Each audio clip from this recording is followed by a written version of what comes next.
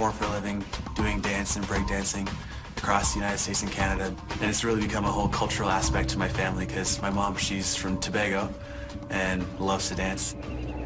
I didn't believe so much in ghosts until my ghost story. I thought that they were just a figment of your imagination or things like that. And then when it really happened to me, I was terrified. At first, I didn't say anything.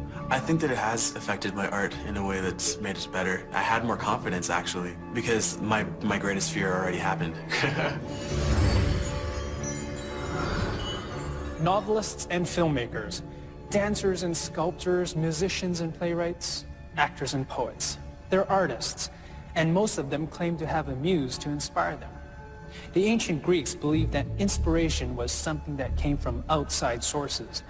The Greek muses were the goddesses or spirits who inspired their literature and art. In Roman mythology, every man had a genius and every woman a Juno. These are personal guardian spirits. They give artistic prowess to the men and women they watch over. Hello, I'm Lawrence Chow. Today in Ghostly Encounters, we meet Jonathan, a dancer, and TJ, a musician and songwriter. Both Jonathan and TJ claim that ghostly experiences made them better artists. Jonathan tells us that he had a horrifying experience with spirits. Just 8 years old when it happened, the experience has stayed with him throughout his life in ways he could not have imagined. That night when I was 8 years old, I woke up, I looked outside, I could tell that it was really early in the morning. I wasn't sure what time it was. I figured it was around 2 or 3 a.m. I could see a little glow from the moon and from the stars, and just enough light to be able to see the shapes in my room. So I'm just sitting in my bed, and I turn my head and look over to the chest of drawers. I couldn't reach the top drawer. I was a really short 8-year-old. All my friends had surpassed me by that point. I noticed that the top drawer is open, which was really strange considering I can't reach the top drawer. As I was watching the chest of drawers, the drawer that was open, this skeleton folded itself out of the drawer. Most of the skeleton's body was in the drawer, but its leg was just hanging outside of it. And it turned its head towards me and looked at me with no eyes. As I looked at it, I almost expected there to be eyes because I could tell that it knew I was there.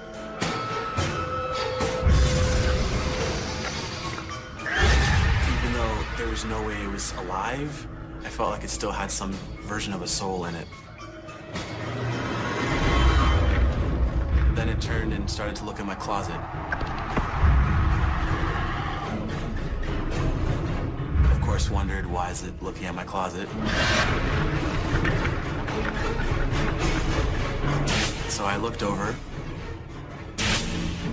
Through the wall came this hooded figure. It was similar to, I guess, a ring wraith from the Lord of the Rings, except for I couldn't see its face. I couldn't see its arms. I just saw this hooded figure. I then turned to look back at the skeleton, and it started to fold itself, almost like a contortionist, back into the drawer.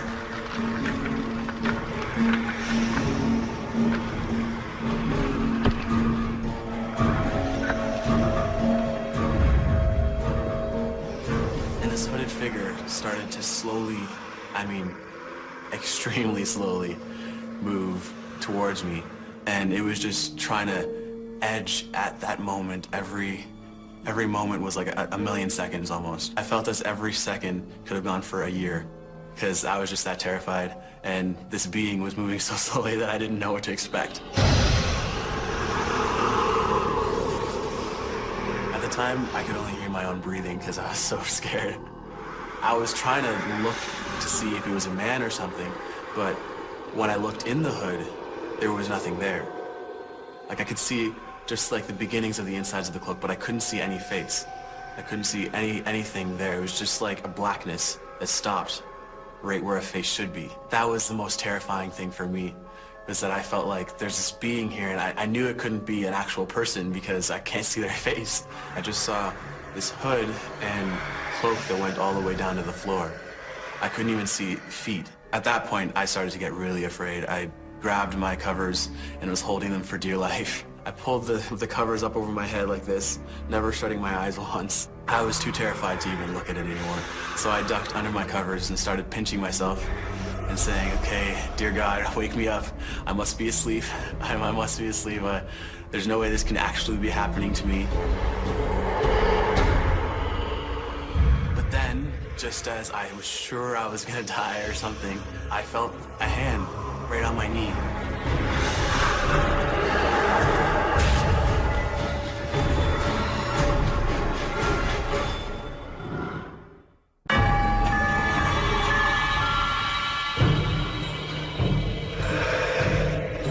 By the time the shadow reached the foot of my bed, I was too terrified to even look at it anymore.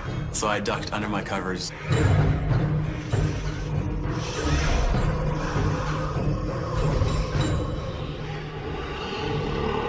And then, just as I feel like I'm gonna die, I feel this hand on my knee. It almost felt human, but I didn't know whether it was or not. And at this point, I was too terrified to ask or say anything. My breathing had completely stopped. I was just, at this point, I really was convinced that I was about to die. So I was like, I better get some strength and face this thing, because I was paralyzed with fear at the time. I was thinking, could this be a demon? Could this be a ghost? I'm gonna die right now. You better be prepared. After about 2 seconds, when I was sure that it was gonna happen, I just pulled down my covers to look and see what was there. And nothing was there. I didn't have enough courage to get out of bed yet. But within about 10 minutes, I was able to get up and run to my parents' room and sleep with them for the rest of the night.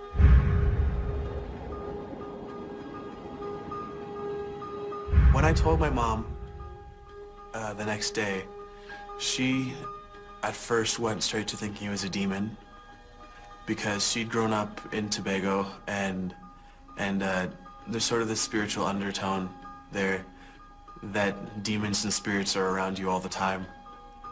And so she told me immediately that she thought that it could have been something like that, coming to try and touch my life or to try and affect my life for how it could be in the future. After that event, all of my dancing style changed. I was a lot more aggressive.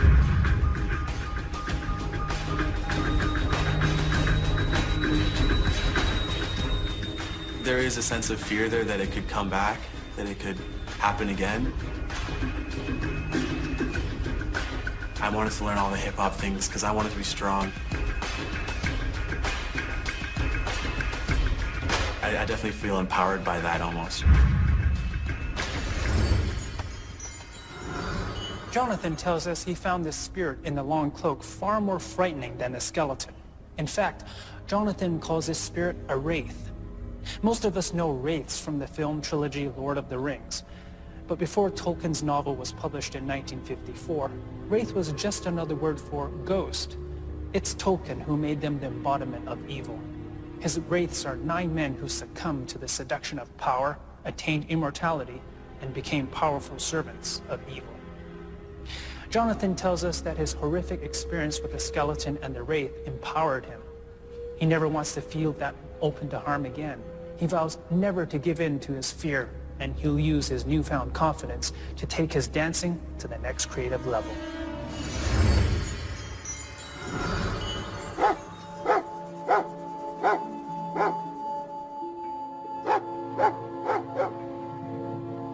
I spent a lot of my time in the basement, and I actually had a housekeeper that lived in with us for about a year. She had grown.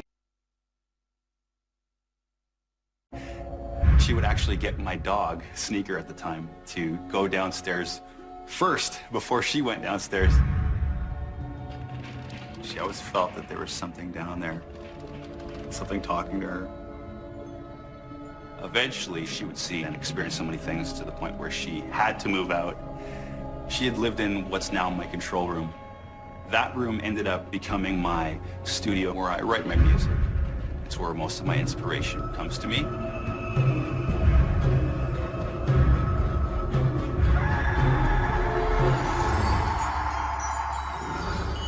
Like Jonathan, musician and songwriter T.J. Habibi thought ghosts only happened to other people. But then something changed his mind, something that terrified him and affected his art forever.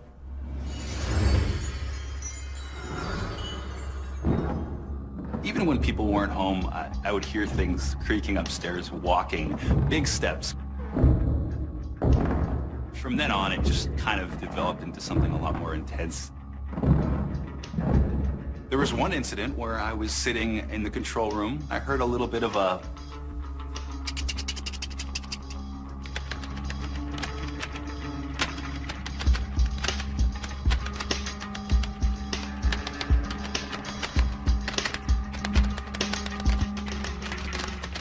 turned around and I actually saw my CD tower, the CD tower that actually holds the CD cases. One of my CDs was teeter-tottering like this. And I looked at it and I'm like, okay, this is bizarre. I had to go closer to it. And maybe it was a mouse or something. As I went closer, there's no mouse. And I stared at it for a good 15 seconds. Confirmed. The thing was just moving on its own.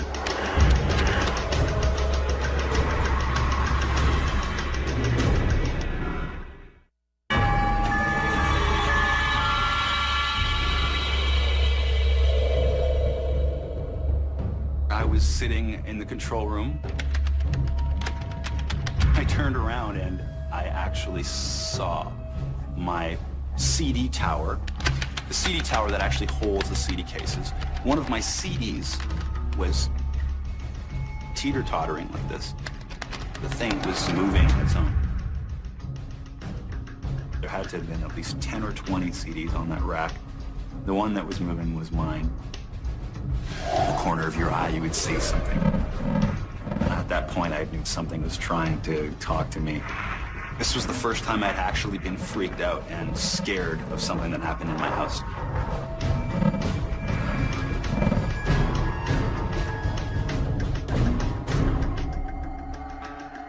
One night, 4 in the morning, I was setting up my microphones, just preparing for a client. I heard this buzzing noise. It was like machinery. It was coming from the laundry room.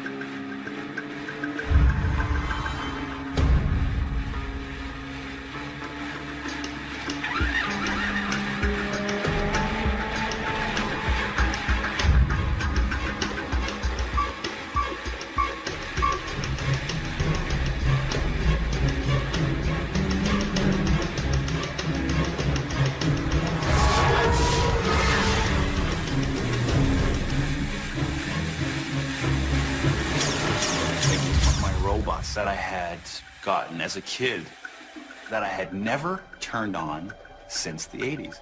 It's the kind of machine that you'd have to turn on physically. You'd have to take the switch and move it to the right. So it's not like a radio-controlled robot. It's just the switch on or off. I wasn't hallucinating. The thing was on. After seeing that movie Poltergeist, these teddy bears coming to life, clowns and all this stuff, and it's been engraved in my head that I don't want to ever see that, you know, and having dreams, nightmares about these things. A thing happened in front of my eyes, and I was beside myself. I couldn't react, I couldn't move.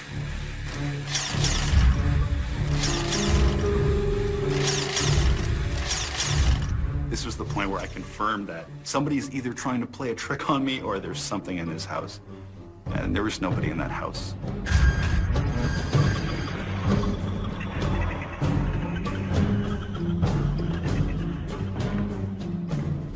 I didn't sleep that night. I had crashed at a friend's house. I just couldn't sleep at my house that night.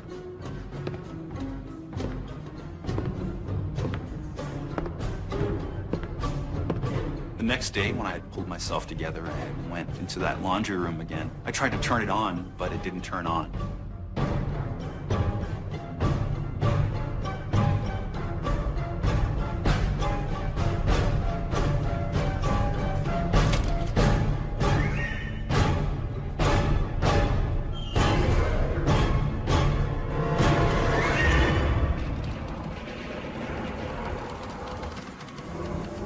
After all these things that had happened to me, I'd taken it upon myself to turn my mics on and just to see what would happen.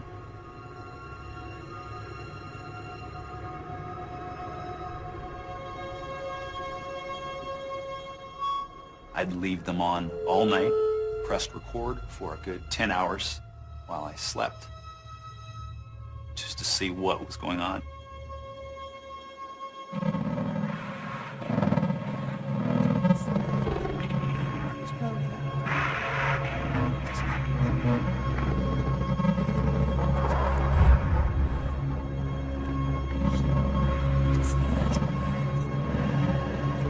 I would review the waveforms, the audio waveforms of the basement. In a normal environment, yeah, you wouldn't hear anything. You would probably hear the odd wood crack or something upstairs.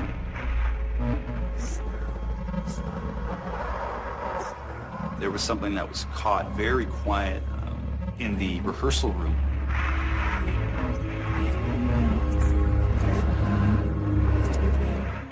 There was some conversation there. Two completely different personalities just talking. I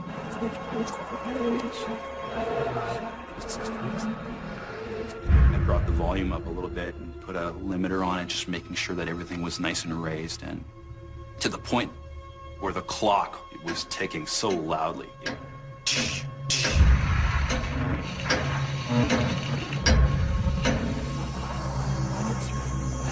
There's this two people talking. I was really frightened, but I don't think these people want to hurt me, but they don't really, I don't feel that they're necessarily interested in helping me. I just think they want to play a game with me. I think they just want to taunt me. They just want to have fun with me, and that's fine, you know. I'll indulge you. I think it's sometimes my own fault when I get scared. I don't think I should be scared. It's just my own, you know, fight or flight instinct, or you know, the fear comes over me when my robot turns on, you know. It's, you know, but I haven't been threatened. Nothing's fallen on my head. Nothing's, you know. So it's all been good things. To this day, I still feel that I'm inspired by other powers, others, spirits, if you will.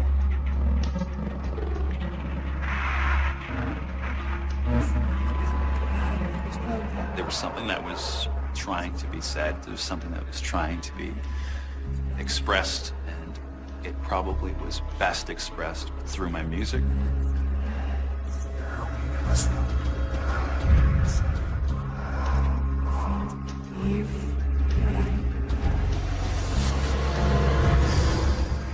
Sometimes it's just the most bizarre thing when these lyrics come to me that I normally would not even, these words that I would never use, and they would come to me mostly when I'm in that house. There is a song called Ghost of Santa Fe.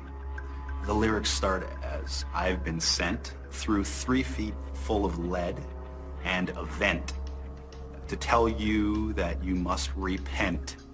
I don't know what's talking to me. I don't know what they're trying to say. I've been making it my life to try and translate what I can and put the pieces together as much as I can as the years go by, and hopefully one day this will all make sense. TJ believes paranormal forces inspire his lyrics. His lyrics don't come from his conscious thoughts. They just appear in his mind.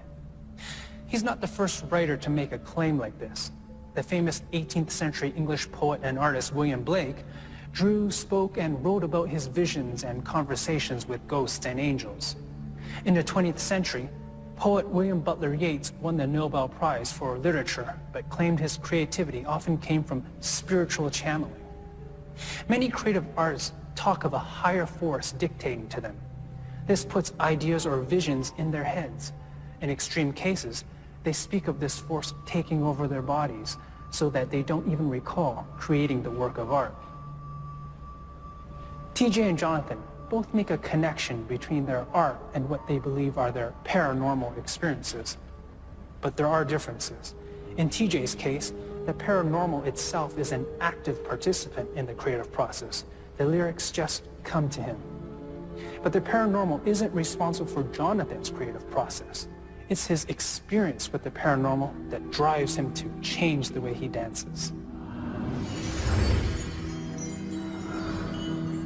Being on stage wasn't as scary for me anymore because I'd already faced one of my big fears. I definitely feel empowered by that almost, Because like once you have your fears gone, you just can go up, right? You can accomplish whatever you want to, right? This foreign inspiration that has come to me has opened up a whole new portal of creativity, and it's given me a direction. I feel that it's helped me a lot. I feel it's opened up directions I need to go or would like to go or can go.